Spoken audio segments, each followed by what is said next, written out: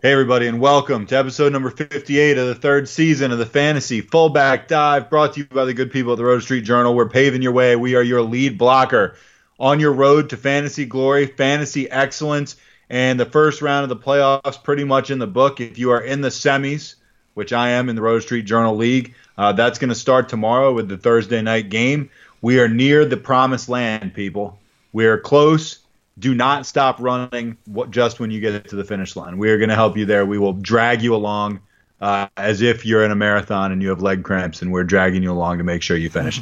I'm your host, Nat the Truth Jones. With me, as always, the Wolf of Roto Street himself, who has stacked up in the opposite semifinal to myself in the Roto Street Journal Expert League. How you doing, Wolf? I'm doing fantastic. Got 3 semis out of 4, so a solid year. Of course, again, you miss your biggest league. It kind of taints those 3 out of 4, but even still, blessed to be in three of them. I'm just so fucking pumped. It's football. We got a huge game tomorrow with the Chiefs and the Thursday night in Chargers.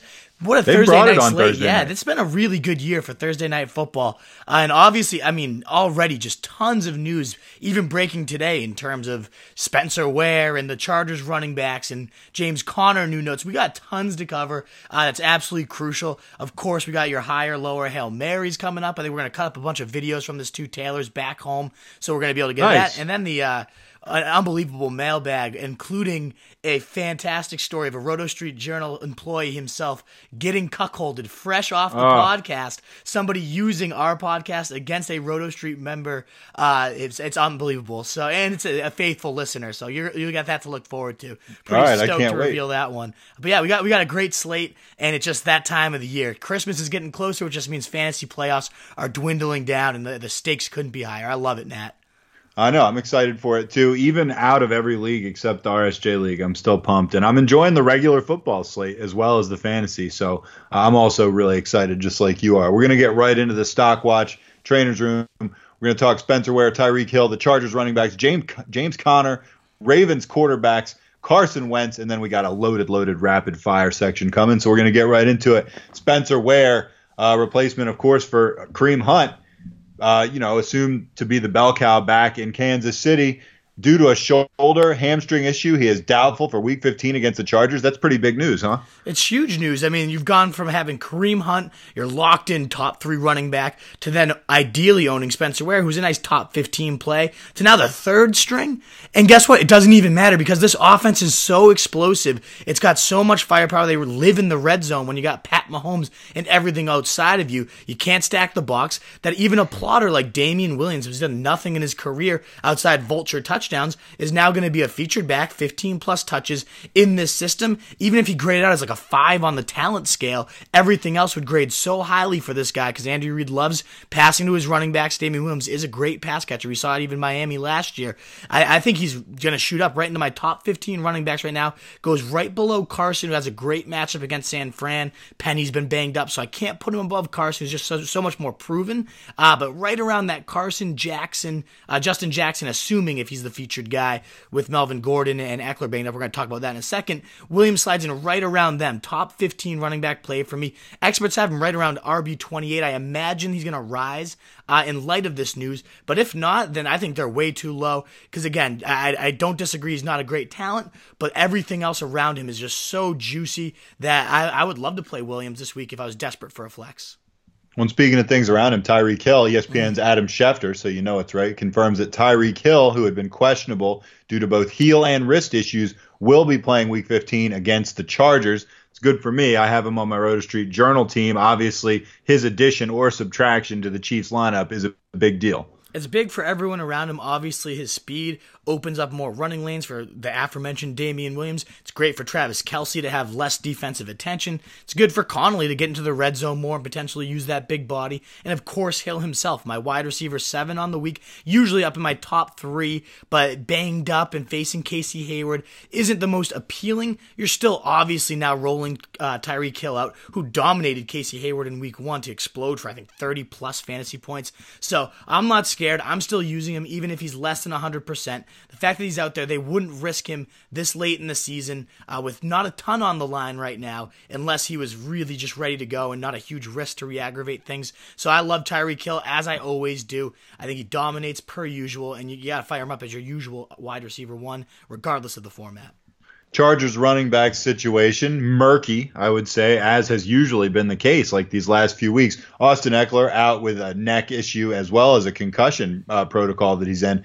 He's out week 15 against the Chiefs. Melvin Gordon, due to knee issues, is questionable for Thursday's game against the aforementioned Chiefs. I mean, that leaves us with your guy Jackson potentially. What do you think? How would you play this? Right. So if ideally you own Gordon and you handcuffed him with Jackson, you have both guys sitting there and you can make the game time call tomorrow night whenever we figure it out.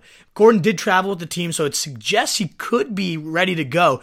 I don't imagine the Chargers would ever roll him out if he was a major risk to get hurt before their playoff run. They're not going to jeopardize that. They kind of have their seeding down. They're not going to catch the Chiefs necessarily in the division, and they're going to be a wild card team regardless. So they don't have a ton to necessarily play for. Why risk your stud tailback and put him in early unless he's pretty damn close to 100? So if he plays, you're rolling him out as a top 10, maybe even top 5 guy that he's been all year. He's facing the Chiefs, which give the second most running back points. And on that note, if he's out and Justin Jackson's going to monopolize touches and get 15 to 20 looks in this good offense that should see plenty of red zone chances, Jackson would be an easy top 15 play. My running back 14 right now, assuming that he's the lone guy. So he's pretty much a shoe in the lineups if you own him. And now you know Eckler's out. If Gordon's out, this guy will get 15, 20 carries again against the softest of run defenses, the number 2 points once more against running backs. Either way, whichever one's in,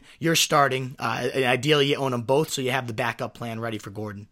James Conner remains sidelined at Wednesday's practice, which one would think would open the door for Jaylen Samuels, moonlighting as a tight end, much to some people's chagrin, to have another heavy workload day. I know, and you poor owners that don't agree with Jaylen Samuels in your tight end spot. It doesn't matter. You're going to get another workhorse back. He was featured on 46 snaps as compared to 8 for Stephen Ridley. Yes, he got vultured, but then he was back in at the goal line stripe, so I don't think that's a consistent thing moving forward. Not every time they're in there, Ridley's in. Wasn't the case. So if Samuels is the guy again, you obviously are rolling him out at your tight end if you're on Yahoo, and still probably as your RB2 or flex, even if you don't have it on ESPN or whatever other shitty format. Yahoo's the best, so you should be using Yahoo. But if you don't, you're still playing Samuels. He's got great upside. Facing the Patriots D that just got gashed on the ground by Frank Elephant Nuts Gore and Kenyon Drake, obviously, in the receiving game, too. I mean, Jaylen Samuels definitely would have some upside as the featured guy. And if Connor's in there, of course, you're playing your guy, your bell cow. But this does seem to be a high ankle sprain. If I was guessing, I think he's going to be out, and you're just rolling Samuels again. He'd be my tight end 4. Below only Kittle, Ebron, and Kelsey. Now with Carson Wentz, we're going to talk about, I would rather even have Samuels than Ertz at this point. So you got to roll him in there as long as he's the featured guy for sure. Ravens quarterbacks. Lamar Jackson has officially supplanted Joe Flacco. I mean, you kind of felt like this was coming anyway. Now Flacco is back, good to go, and they're going to leave Jackson in there. What do you think? Yeah, and I think he's an absolute top 15 play this week facing Tampa Bay. I get that they've kind of tightened up on defense for whatever reason these last couple weeks. I don't buy that. I don't believe it. They've been so historically bad all year that I think it's just a couple fluke games. This game's in Baltimore, so he's got the home crowd advantage. Going to be behind him. You can run on. And they're playing for something, too. Absolutely. Their playoff berths on the line, which does make me a little nervous. If Jackson does struggle, the leash could be shorter with him. That's the risk with Flacco coming back, is you might actually get pulled at some point. So you have that shorter leash, but I don't think it's going to matter when you're facing Tampa Bay that gets destroyed against running backs, 5th most rushing yards in the league allowed, and then the passing yards they've allowed is historic, but behind only the Bengals in the league right now. So everything lines up for a good matchup for Jackson, assuming he plays okay and doesn't get the yank. That's the only risk I would imagine, but they're not saying it's not like a committee situation where Flacco plays some situations. Harbaugh came out and said Jackson's the guy. He's earned it. He's gone 3-1. So that's what I really needed to hear. It wasn't going to be a mix-up, and you never know which guy's in for what series. It's Jackson's. It's Jackson's quarterback job and an easy matchup. If you need a streamer, I really think he could be a valuable one for you. Carson Wentz, Ian Rappaport reports that he is not expected to play Week 15 against the Rams. That's a big deal for the Eagles. even though they have a shitty 6-7 record, they are still in the wild card mix. However, that is going to mean that Nick, Super Bowl MVP Foles, is going to be getting the start, right? It does, and that's obviously horrible news when you're facing the Rams. Not an easy spot for anybody, including Wentz. Never mind Nick fucking Foles. I get that he had that one game where God decided to bless him with everything as his might. That's not going to happen this one. Foles looked like complete shit in his week 1 start against a much worse Atlanta defense.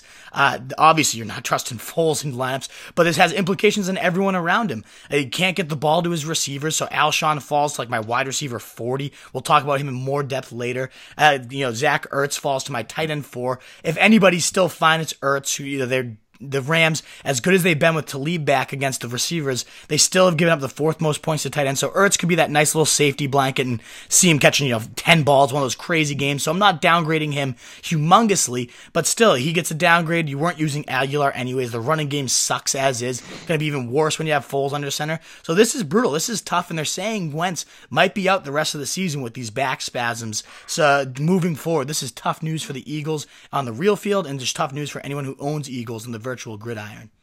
All right, rapid fire. Here we go. LaShawn McCoy, your boy. Hamstring issue, not practicing Wednesday. He's horrible anyways. You wouldn't be using him whether he plays, and you're not using his backups, so this is meaningless.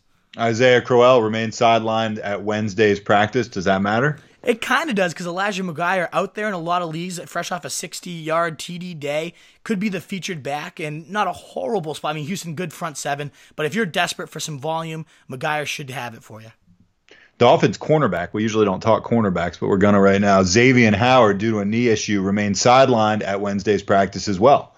And we just saw what happened when Tom Brady faced them, shredding him for 358, 3 TDs. This guy was one of the defensive MVP candidates with an NFL leading 7 interceptions on the year. So him removed from the lineup would be big news for Kirk Cousins, a real big upgrade for Adam Thielen and Stephon Diggs if this guy's not playing. Allen Robinson, a guy you and I both like to dump on, due to hip issues, he did not practice on Wednesday. And I mean, he's got 4 straight touchdowns, 4 straight games with touchdowns. So if he's out there, you're probably playing him. Green Bay secondary isn't anything special, and they just lost King 2 weeks ago. So ultimately, Robinson's in your lineup if he's out there. Maybe this is just a rest day because there was no real. He played the whole game, so I have no idea exactly what this would be, why this hip thing is flaring up. But if he's out there, he's probably in your lineup. Kerryon Johnson remains sidelined at Wednesday's practice to join the elite club of guys that not practicing Wednesday. Right, and he hasn't been practicing for 4 straight weeks now. I don't expect them to rush this guy back. He's the future of their backfield. And before we're Blunt and Theo Riddick were kind of a dependable committee. Now Zach Zenner's involved. It's a 3-headed nightmare. It's disgusting. The matchup's not great. You're avoiding this unless Kerryon somehow plays. Then maybe you throw him back out there. Otherwise, this is an avoid situation. T.Y. Hilton, ankle problems, did not practice Wednesday as well. I'm not worried. He's kind of the routine that he doesn't practice on Wednesdays. It's always a new injury, which kind of sketches me out. The matchup's tough, but even still against Dallas, Hilton's been such a monster, fresh off a 199-yard day. You're playing him regardless.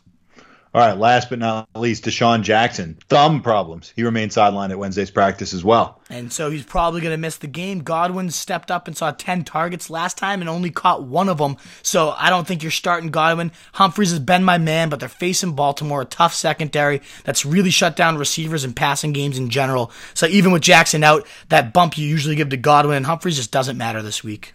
All right, we're going to go higher, lower, and Hail Mary, and this is big. I mean, we're getting down to the nitty-gritty here, so these decisions, these rankings really seem to matter even more.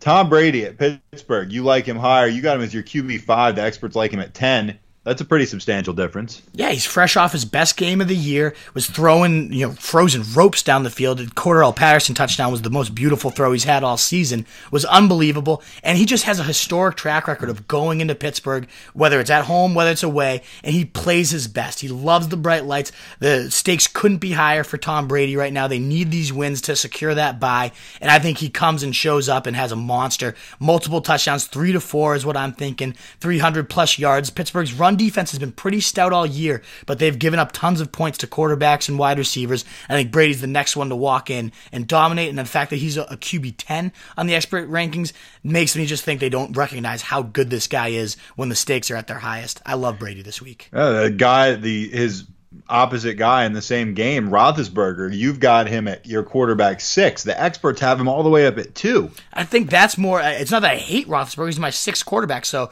obviously I think he's a starter and he's going to be in most lineups. But the number 2 quarterback seems ridiculous to me for a guy that's coming off a rib injury that is known to kind of tap out of games when they're down and it's embarrassing. And I can see this rib injury mysteriously flaring up again. Him missing a chunk of the game, maybe a huge chunk. That's a major risk to have your guy at number 2. If he's out there the whole game, he still kind of shits his pants every time he faces Tom Brady. So even if he's out there, I don't think he's foolproof. But you add in the injury risk. I don't love Big Ben nearly as much as the experts, and I still like him. So I just think there's too much risk baked into this for him to be considered the number 2 quarterback. Hail Mary. Everyone's woke to Josh Allen, guy you've been pumping for a while now. So you're going elsewhere. You're going to a place I was not expecting you to go. It's dark and scary, right? I know. It is a dark, scary place, and the guy's name is Derek Carr. Oh, sell me on this, please. Disgusting. But hey, last 2 weeks, 24 and 18 fantasy points. Went 302 TDs last week, threw 3 TDs the week before. And now he gets the easiest matchup possible, giving up the most fantasy points to quarterbacks. The Bengals. Pathetic. Offense, the Raiders offense in these last couple weeks, 33 and 24 points. So they've seemed to find somewhat of a groove, as disgusting as Oakland is. I think Carr, if you're completely desperate for a Hail Mary, up in my top 20 quarterbacks. I mean, the Raiders are disgusting. Carr has been disgusting all year, but I don't think everyone's recognizing there's some serious upside here. So at least for DraftKings, consider Derek Carr, who's going to be a bottom barrel price. All right. Higher on running backs, you got Damien Williams. You're 13 spots up on him, but you think that the news hasn't quite caught up yet to that ranking, right? So who you got? You like Dalvin Cook. You got him at your 8. The experts have him at 12. You also have Doug Martin at 21, who the experts have at 29.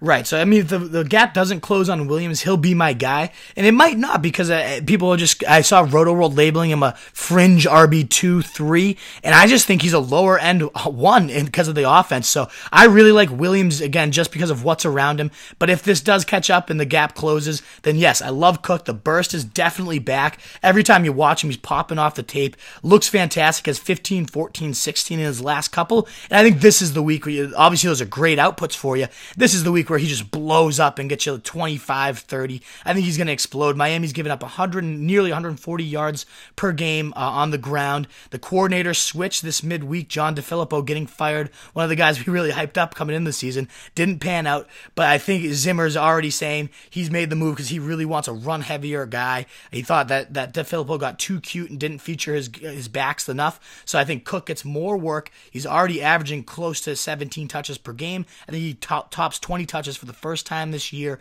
rips up about 150-ish yards, touchdown. I think it's just a blow-up game, and he's getting ranked as more of a fringe RB1. I think he's a locked and loaded, whereas Doug Martin also facing the pathetic Cincinnati team we just raved about for Carr's matchup. They're even worse against the run, giving up a league worse 148 yards on the ground.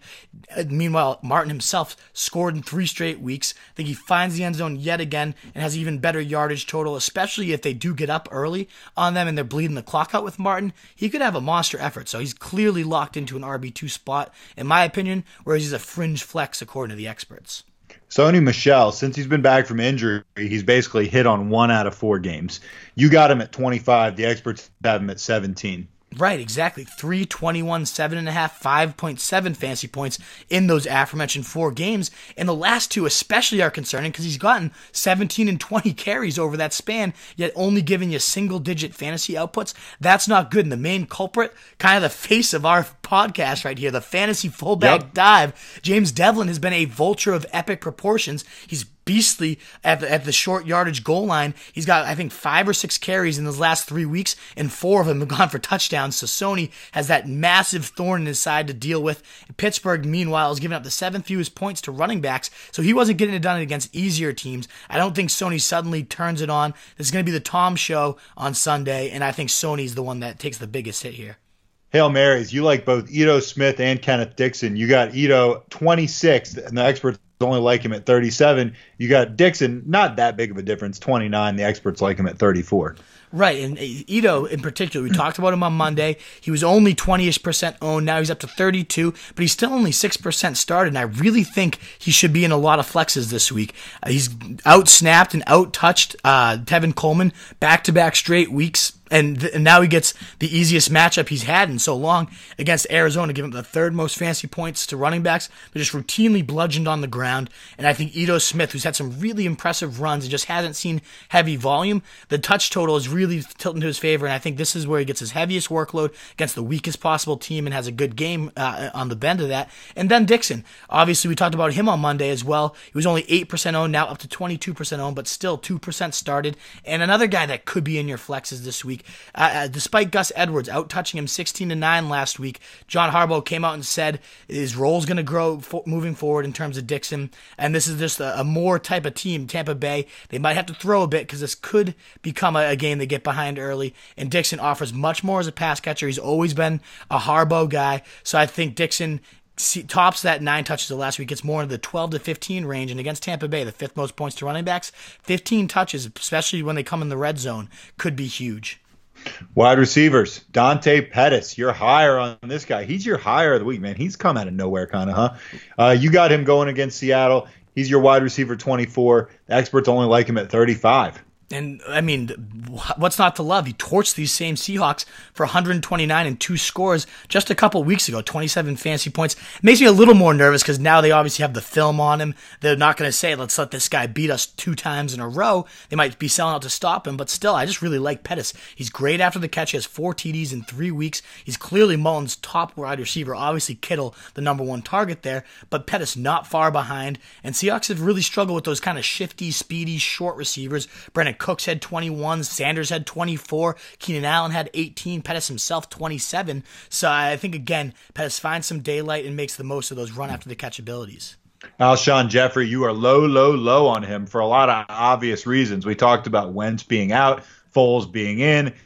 It's not like Jeffrey was killing it before that. I mean, he had flashes of brilliance, but whatever. You got him at 37. The experts like him higher. 27 seems ridiculous to me to put him up there. I know the matchup's brutal with a Talib now back into that Rams defense. They've been just stifling teams past games whenever he's on the field and they're fully healthy. And as you mentioned, Jeffrey has just not been that good. 5 straight games under 7 fantasy points before last week where he had that touchdown, 14-point day. But ever since Tate's gotten there, he's been a real bust every single week. And now I think they see that touchdown, they're like, okay, he's back. Alshon's going to get it going again. I don't buy it at all, especially now with Foles under center.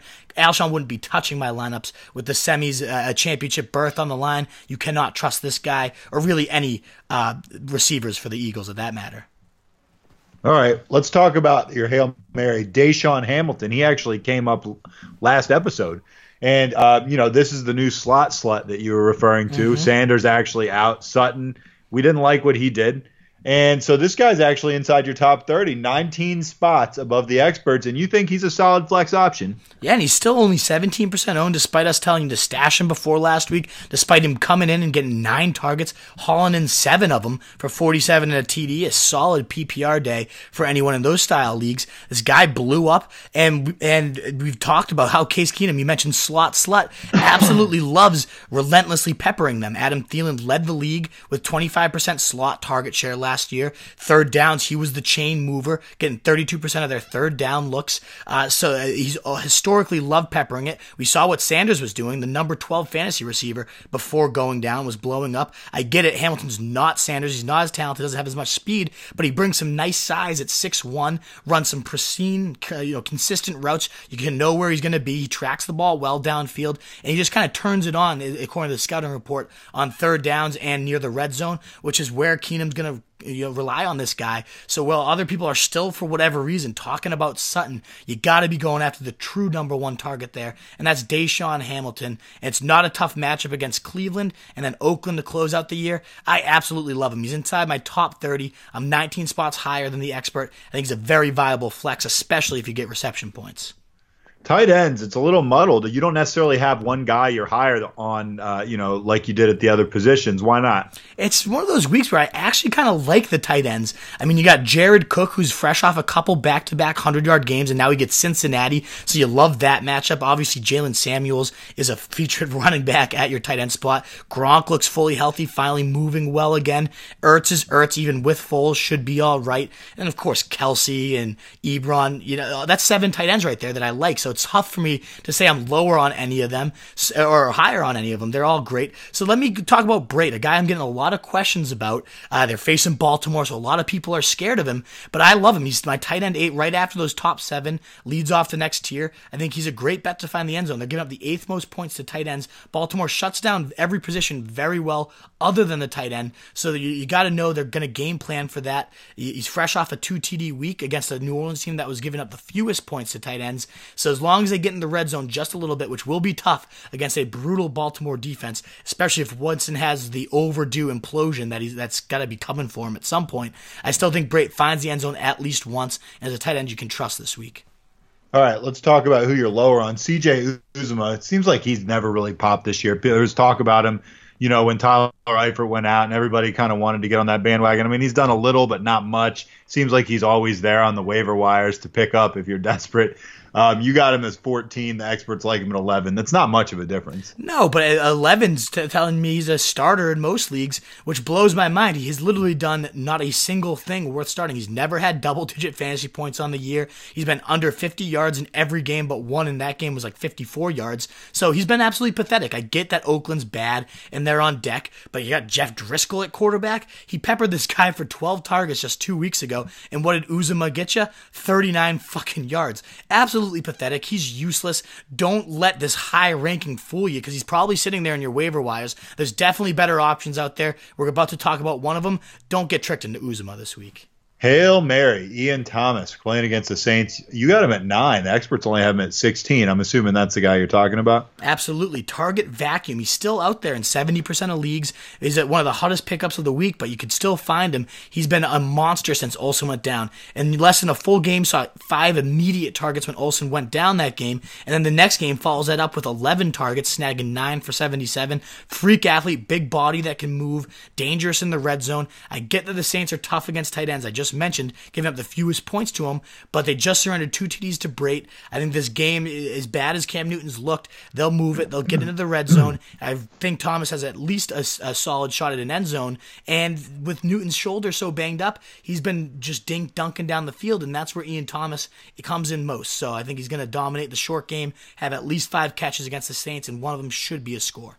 It's time to hit the mailbag. It's another big one. We've had a lot of, I was expecting the mailbag submissions to go down after, week 10 or something. It seems to be like when listenership drops off a little bit, the website doesn't do as well after a certain week, although it has been much less so this year. We've continued to get good traffic and decent downloads even deep into the season. The mailbag has actually, if anything, gotten fuller. And also the comments and questions you're getting on your Facebook Live show also more and more as they come, Absolutely. Which is pretty encouraging. It's amazing. The people that are still in are really still in. So let's talk mailbag. Stephen Filipiak. Hey, bro, is Damien Williams worth picking up and playing over David Johnson? It's damn close because of how much I love that offense, but David Johnson gets that juicy matchup against Atlanta. I know he's kind of failed to deliver in 2 back-to-back juicy matchups, but they give up so many receptions to running backs. You got to imagine Byron Leftwich finally peppers this guy with targets. I wouldn't be We've playing. been waiting all year, though. He's had like one really big game. I know. I traded for the guy, and he had one huge game after that. And then we keep being like, well, of course they're going to pepper him with targets. Where are the targets? It's been Where bad. are they? I get it, but Damien Williams, it's just the talent is not enough to justify benching David Johnson. I don't disagree with you. But it's like we're just ranting because it's like, what the hell's going on with this guy? It is worth knowing. They are worth 2 to 3 spots. Like they're that close in my rankings. That's close. Damien Williams and David Johnson, which is nuts to even think. But I'm going to go David Johnson. I'm going to ride that horse in the semis. All right, Michael Evans, he needs 2, and he's playing standard scoring, by the way. Michael, what the fuck is your problem? Loser. But thank you for writing in. Yeah. Adam Humphries, Curtis Samuel, Dante Pettis, DJ Moore, Mike Williams, needs 2 of them, standard scoring. I think I'm locking in Pettis. Obviously, we talked about all the reasons why we love him this week. And then I'm picking one of those receivers for the Panthers. I don't know which one I'm higher on, to be honest. I don't know who Lattimore is going to kind of move with. That's the guy I'm obviously going to be much lower on. To me, I think it's going to be Samuel who breaks free of Lattimore, kind of moved more into the slot and sees your PJ Williams or Eli Apple. I like Samuel. I think I'm going to go him. He's back to. He's got 4 straight games of double digits. Kind of become a safer option over DJ Moore, who has the higher ceiling, who's had some crazy blowups and flashes more natural talent. But it's Samuel who's kind of getting it done more right now. So I go Pettis and I go Samuel here. Here's an interesting one. Michael Evans also wants to know Derrick Henry or Sony Michel standard scoring. I already talked about Sony Michel being the guy I'm lower on, and Henry. Yeah. How do you not ride that hot hand? I get he's not going to go for 50 I don't know, fantasy maybe because points he's been terrible every game of his career except that one. I know he has these huge blowups and then he always disappears right after. But it's the Giants. They're without Snacks Harrison. They've been kind of beat up on the ground, and I think you just ride the hot hand. Vrabel coming off the pit, he's a guy that's gonna, if it's not broke, don't fix it. He saw what he needed, in my opinion. Henry's gonna be a good bet for another score, whereas Michel getting vultured. I'll ride that touchdown upside of Henry. Even when he wasn't blown up for 250 yards, he has found the end zone in 3 out of 4 games before that. So at least you're getting a better shot at a touchdown. And if he gets those carries once more, you could have another 100-yard TD day. To me, it's Henry, and it's not even close. I agree with your take. I think maybe it's a little closer than you're giving it credit for. I think it's an interesting question. Mm-hmm. Danger close. Got to sit Spencer Ware in the flex spot. Non-PPR. Allen Robinson, Dion Lewis, or DaeSean Hamilton. What do you think? As much as I like Hamilton, non-PPR is a little bit riskier. As long as Robinson's out there, that 4-game TD streak, I think you keep riding that, especially considering the scoring. So to me, it's Robinson, and if he's not out there, you go to Hamilton. By the way, Danger, I see what you did there. Non-PPR is just a fancy way of saying standard. Yeah, it's your dick. Jav Martinez. The other 3 teams left have Kelsey, Ertz, and Ebron starting at tight end. Meanwhile, I'm stuck trying to choose between Brate, Burton, or someone off waivers like Ian Thomas or Anthony Fursker. Who the fuck is that? What you think? I know it's going to be like, I'll bet he is on waivers. I've literally never heard of him before. What do you think? Thanks in advance. And one, I just think the beginning of that question. You know what? Just go all in on Fursker. Right, exactly. Pick him up. I honestly, this is the first time I've ever gotten a question and don't know who he's talking about. Like I know more than I think the 90% of people in terms of fantasy guys. I don't know who the fuck Anthony Fursker is. I'm gonna say, I also know more than most people, and I'm not gonna say it's never happened. I think maybe it's happened 3 times. This maybe is like the 3rd time it's ever happened that I have literally no idea who he's talking about. I'm trying to pin it. Try to get us to go for it. Like that, I'm going to call bullshit on this. I don't think he's a professional football player. I know he's like a plumber down the street. Fursker and Son Plumbing Company is what that sounds like to me. We're going to say go for it. And next thing you know, there's going to be a headline, Roto Street Journal endorses Fursker, exposed as frauds. Yeah, exactly, right? But first, one thing I do want to highlight before I answer your question, Hav, is Kelsey, Ertz, Ebron are the other 3 teams in the playoffs. It goes to show you how enormous of an edge it was to have that tight end, that stability all year, because those 3 have been absolute workhorses at the tight end position. In particular, Ebron, because you got him in like the 15th round, maybe off the waiver wires. So those 3 are just MVPs, and it goes to show as you prepare for 2019, getting that consistent points out of such an inconsistent position is clearly a massive edge gainer. This is just an anecdotal, unbelievable evidence point for that. In terms of your battle, it's Brate, the guy I already talked about, who I'm higher on. The Ravens give the 8th most points to tight ends. Good bet to find the end zone. He's Winston's boy ever since Winston took over. He's got 3 touchdowns in those 3 games. I like Brate. I think he's going to be the top option here. Likewise, I agree with that Brate assessment. Dan Rodriguez, non-PPR. What is with all these standard questions we're getting? What is going on here? Non-PPR, assuming both Melvin and Spencer Ware are out, rank the following: Damien Williams, Justin Jackson, Chris Carson. Put them in order, Wolf. I think they're in exact order right there. It's tricky, though. It's literally, those are my that Carson matchup, though. I love the I don't know. Maybe these are literally my 14, 15, and 16 running backs. Oh, wow. All right. So it's brutal. It's it's interchangeable. But you got to take, ultimately that'd be like a Field Yates type of fucking cop out. So, man, that's brutal. If Melvin's out, everybody's out. I roll Jackson. The number 2 points to running backs is what the Chiefs give up. So I would roll him. Then I'd go Carson. Then I go Damien Williams in that order. All right, good call. Antonio Mendoza, loyal listener, regular question submitter. Yep. Gus or Dixon, half-point PPR. That's brutal. I still lean Gus. Despite all the reports, Dixon's going to get his workload upped. Gus was the guy that got 16 touches to Dixon's 9. I think he's still the heavy favorite for carries early. If they get up big early, they're going to steamroll and run out the clock with Gus. I think he's just a good bet for the end zone, too. Tampa Bay giving up the 5th most points to running backs. I like the bus, even with Dixon becoming a bigger thorn in his side. But that backfield might become one to avoid if this becomes a near-even split. For now, ride the bus, though. J. Mars, standard scoring, once again. What's going on, man? Elijah McGuire, Dion Lewis, or Adrian Peterson? I'm going to go, assuming Crowell sits, McGuire, fresh off a 60 TD day. I hate Adrian Peterson. Dion Lewis, just way too inconsistent, especially with Henry rumbling the way he is. McGuire's the highest ceiling as long as Crowell's out. All right, Dante Pettis, Chris Godwin, Larry Fitz. Same guy, same crappy scoring system. Who do you got? Dante Pettis, especially with standard. When you got 4 touchdowns in 3 weeks and you're facing the Seattle team that you destroyed a couple weeks earlier, you go with Pettis.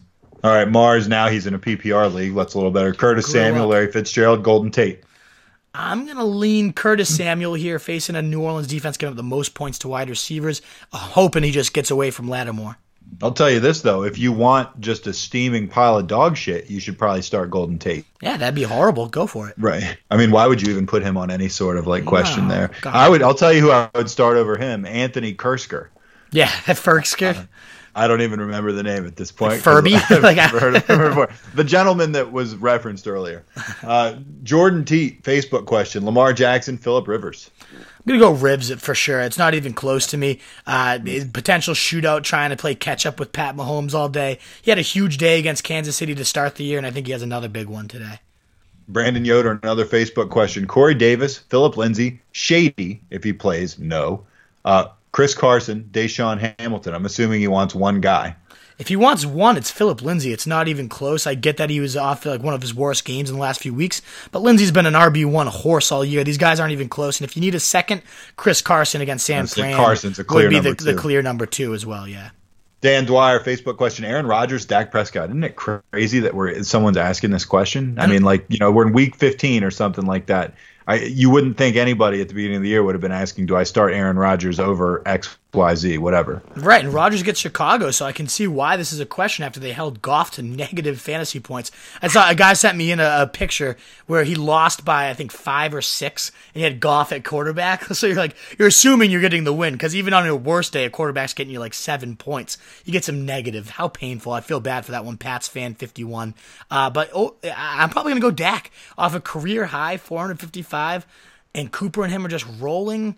Rodgers has just been nothing special all year, even with McCarthy gone. He didn't have that revenge game tour I expected. He's got that tough matchup with the Bears. Give me Dak in this one. All right, Adam Jackson, Facebook in standard scoring. Nick Chubb versus Joe Mixon versus Derrick Henry versus Sony Michel. I'm assuming he wants one guy. To me, this is Chubb. Yeah, Chubb's earned that locked in. Mixon's really close behind. Oakland's D is obviously god awful. So I mean, Chubb versus Mixon. Who do the Browns face? I'm trying to remember off the top of my head. Who do the Browns have this week? It's Denver, who doesn't have a great defense, and they've given up some huge games to running backs. Chubb Mixon's tough, but I'm going to go Chubb. He's really earned that locked-in status. Just a complete end zone monster, and Freddie Kitchens has chefed up some unbelievable usage for him. So let's go Nick Chubb there. Here's a question for you. Right now, obviously, a lot can change before next season, but obviously, I'm in a 2-keeper league. DeAndre Hopkins is going to be one of my keepers. I got DJ. I also got Nick Chubb. Who would you think about keeping? And you don't do anything where you only give up the round you picked him, right? Because then obviously Chubb's just no. It's just you keep 2. I would say that's going to be neck and neck depending on that's obviously tough, right? What moves they make, who's the new head coach in Cleveland. Does Arizona upgrade that whole entire offense in that line? Obviously a lot to be answered, but if you're telling me today who would I rather have, It's definitely Nick Chubb for next year. Take Chubb, right? Yeah. Today? Yeah, it's crazy, right? I mean, I got him off waivers. That's nuts. Unbelievable. Jimbo Slice, Roto Street Journal mainstay, full PPR, Cameron Brate or Ian Thomas? My 8 and 9 tight ends, so as close as can be, but I'm going to go Brate, the better bet for a touchdown this week. All right, he wants 2 of these guys, full PPR, Pettis, Samuel, McGuire. Probably taking McGuire out of that situation, especially with the PPR setting. All right, Mackenzie Crawford needs to start 2 of these guys, half-point PPR, Jaylen Samuels, Sony Michel, Derrick Henry, Gus the Bus. Need 2 of them. I'm going to go Samuels and Henry here. Samuels, assuming Connor's out, of course. And then Henry, we already raved about the fact that Snacks Harrison's out. He's fresh off one of the best games of a running back ever. So you're riding that hot hand. I think he's a good bet to find the end zone, even if it's only like 80 yards this week. I like Samuels and Henry there. All right, Sean Cantlin wants to know, what defense are you favoring? And here's 3 choices. Lions at the Bills, Seahawks at the Niners, Falcons versus the Cardinals. 3 of my favorite streamers and widely available coming into the week. For this one, all 3 of the matchups are great, so I'll side with the defensive talent and go with the Seahawks. I think they're just better overall defense. Then I would say the Bills, if the Seahawks have been picked up since then. And then Falcons just as the worst unit. Even if the Cardinals are the best possible matchup, the Falcons, I would never trust them. And I will just quickly plug that I've seen the Ravens dropped a lot because they were facing Kansas City last week. And I think this is where Jameis Winston kind of craps his pants. You get 3 pick sixes because this D-line just demolishes the pathetic offensive line of the Bucks. So if the Ravens are somehow out there, you got to go and get them. All right, Tony wants to know, David Njoku or Ian Thomas. Njoku has been terrible, but Denver does stink against tight ends. Ah, man. This is one of those ones where Thomas somehow, even though he's just emerged as a creature, it has the higher floor. He's number 9 in my rankings, whereas Njoku's number 10. But the ceiling's undoubtedly higher with David Njoku. So I know that's one of those classic cop-out answers. Do you need a ceiling? Are you the favorite? But ultimately, man, I would probably give Njoku one last chance, hope for a touchdown, because Denver just gave that 210-yard day to George Kittle, and they clearly were impacted on defense by losing Chris Harris. Not that Harris would have been on him, but the whole coverage shifted and really opened up the seams. So I think Njoku is a good bet to find the end zone this weekend. All right, Stephen G. Probably not Stephen Gostkowski, but Jesus, we had like 18 more questions. This is fucking ridiculous. No, I told you this is a huge mailbag. You guys are killing me this week. I love it. Should I start Cam or Field? The Field, I guess that is. And the Field consists of Jameis, Dak, Mitch Trubisky, Allen, or Lamar Jackson. I still go Cam. I know he was horrible and pathetic, but against the Saints, they're going to need their points. And the Saints defense has gotten better, but still nothing too scary. All right, and then who should he flex? Doug Martin, Coleman, Conley, Samuels, or Derrick Henry? I would. It comes down to Henry or Samuels for me. Did it say what's the scoring here? No. If it's that's tricky. I think I'm leaning Henry. I just think Henry's going to come back and do it again. Not obviously what he did. I mean, it is. I mean, I don't disagree with you, but don't think he couldn't have 7 carries for 13 yards. Oh, of course he could, because he certainly could. The Samuels is clearly the higher floor play. You're getting 12 to 15. So again, one of those situations. What do you need? Are you the favorite by 20 or so, and you just want the sure points? Then go Samuels. I get it because like you said, Henry could just bust all over your face and be a complete dick. But to me, I just don't see that happening. Fresh off his hottest game, I think he gets another 15, 20 carries and does some damage with them.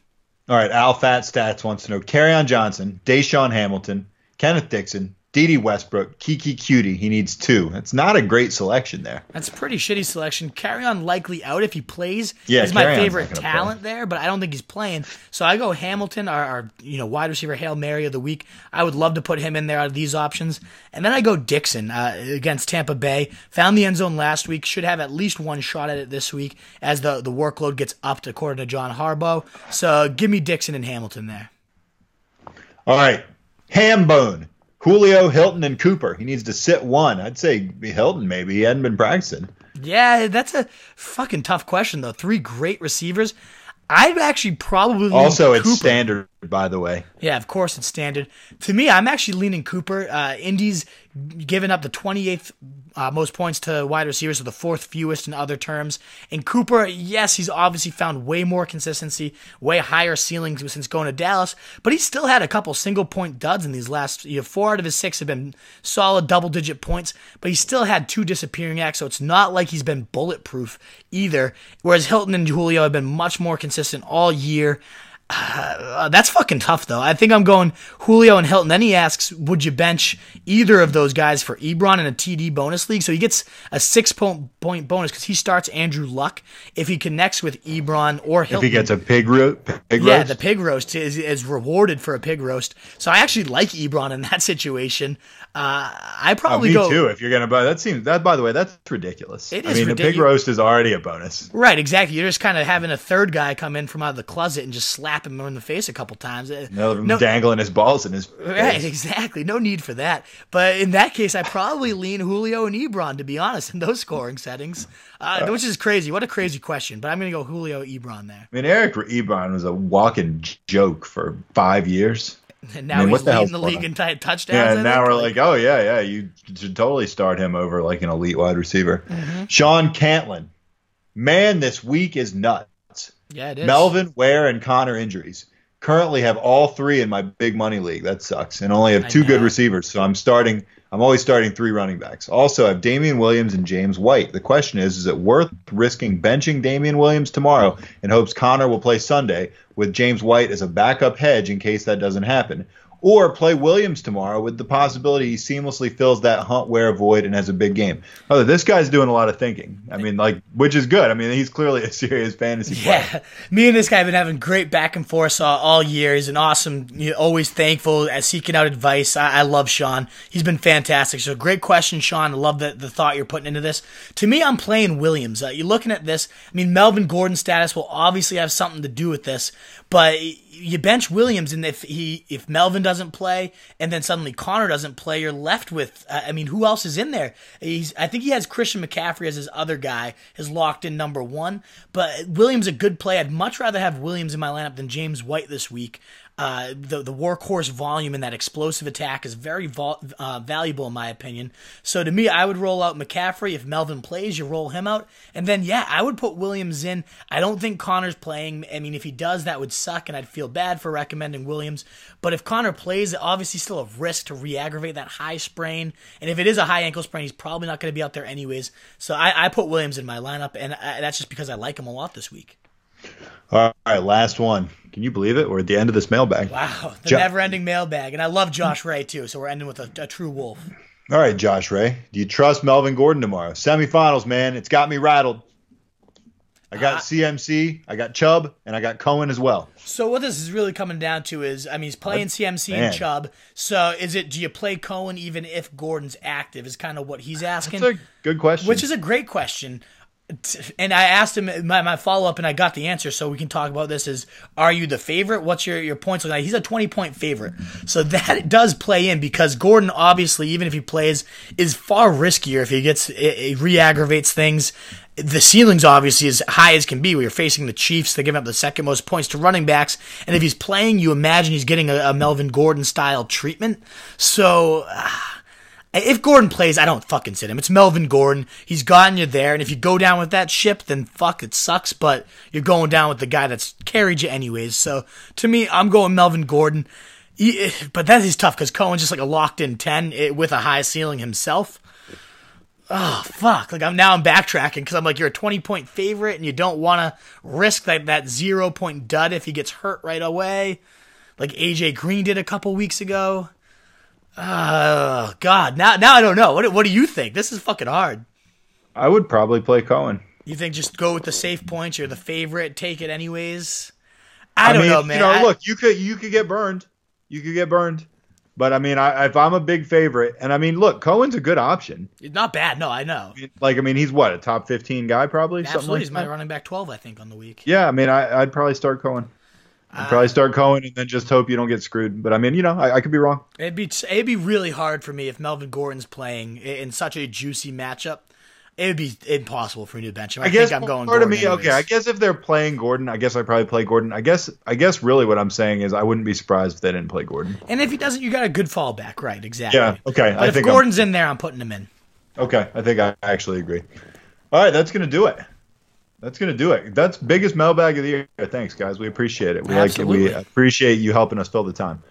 Anything you want to pump before we leave, Wolf? For sure. Of course, if you liked what you heard, this is the Fantasy Fullback Dive, paving your path to the title. Only 2 more weeks to let us do that for you. But then, of course, we're going to be bringing it in the off season. We don't really rest at all. We kind of pride ourselves on giving more content than any podcast out there for fantasy football knowledge. So stick with us, subscribe. We're going to keep pumping that pile all off season, but especially these next 2 weeks to get you those titles. So hit it. Let us know your reviews. Let us know what your thoughts are of the show. We read every single one, and it really means a lot to us to hear your words, kind or not. We love it all. And then, of course, me personally at Roto Street Wolf, Twitter and Snapchat.